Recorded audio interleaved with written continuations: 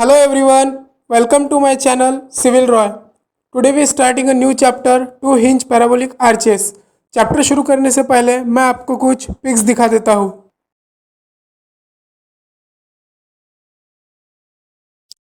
Photos में दिखाए गए सारे स्ट्रक्चर डिफरेंट कंस्ट्रक्शन मटेरियल से बने हुए हैं।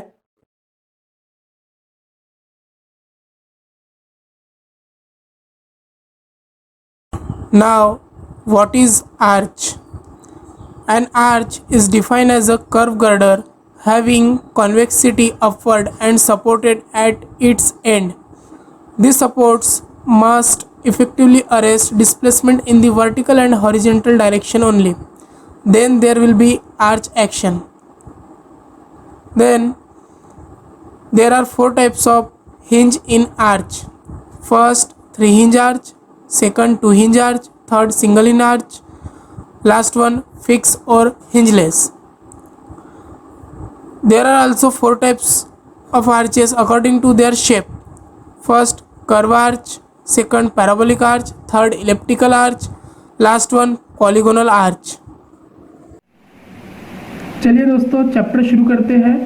2 हिंज पैराबोलिक आर्च। आप देख रहे हैं पैराबोलिक आर्च, जिसमें फर्स्ट हिंज सपोर्ट को हम ए नाम दे देंगे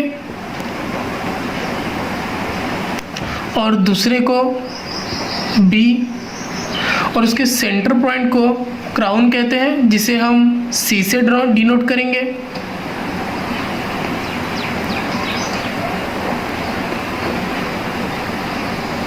ठीक है, और यहाँ से लेकर यहाँ तक के डिस्टेंस को हम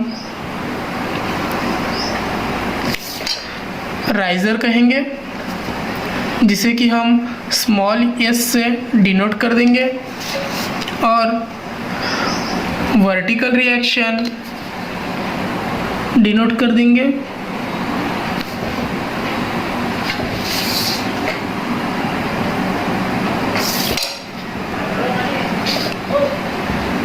VA, VB।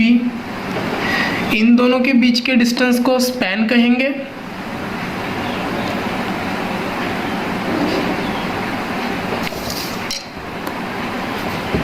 जिसे कि हम स्मॉल एल से डिनोट कर देंगे। और देन हॉरिजॉन्टल थ्रस्ट डिनोट करेंगे, जिसे कि हम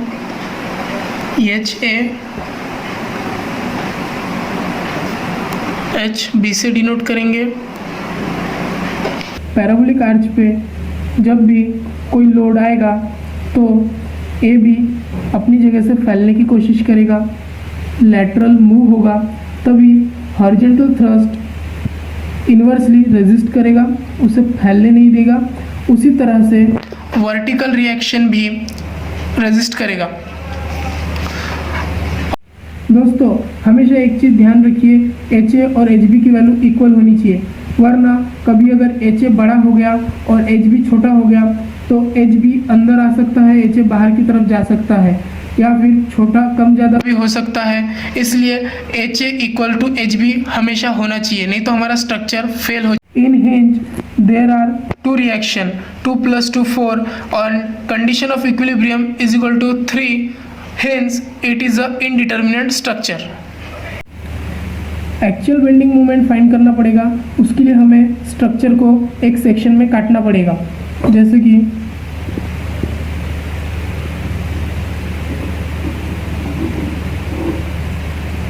हम इसे XX में काटते हैं।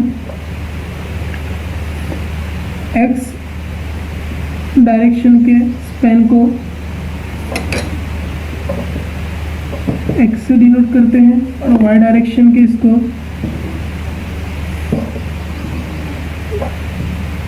Y से डिनोट करते हैं। Now to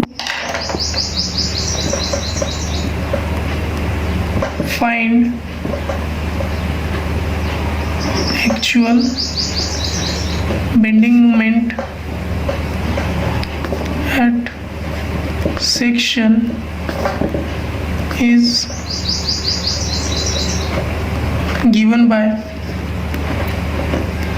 mx is equal to m minus H A into Y. M ये बीम मोमेंट है, एच वाई एच मोमेंट है।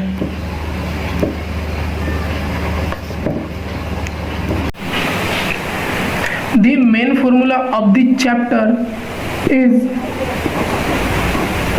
horizontal thrust H is equal to integration of m y dx upon integration of y square dx.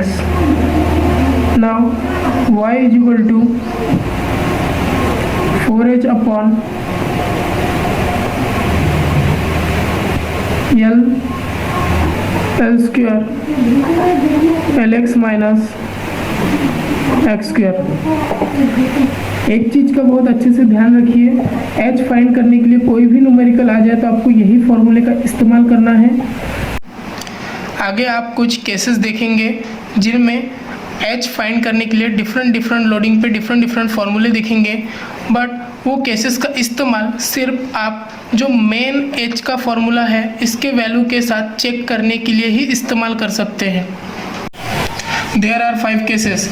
Now case 1, 2 hinge parabolic arches of span L and rise H carries a concentrated load W at crown। means parabolic arch पे अगर point load act हुआ at the centre, means crown पे अगर point load act हुआ तो H find करने के लिए H is equal to 25/128 into WL/H। Now case second, a 2 hinge parabolic arch of span L and rise H carries a UDL of W kN/m² on left half of span। अगर left half पे parabolic arch के UDL act हुआ L/2 distance पे तो H find करने के लिए H is equal to WL²/16H। Now case 3, a 2 hinge parabolic arch of span L and rise H carries a UDL of W kN/m² on the entire span। अगर parabolic arch पे entire span पे अगर UDL act हुआ तो H find करने के लिए H is equal to WL²/8H। Now case 4, 2 hinge parabolic arch carries the load W at a distance A from support A। Support A से अगर स्मॉल ए डिस्टेंस तक के पॉइंट लोड एक्ट हुआ तो H find करने के लिए H is equal to 5/8 into W/HL³ into small a into in bracket L minus a bracket complete into in bracket L² plus in bracket A minus small a square bracket close. Now case 5,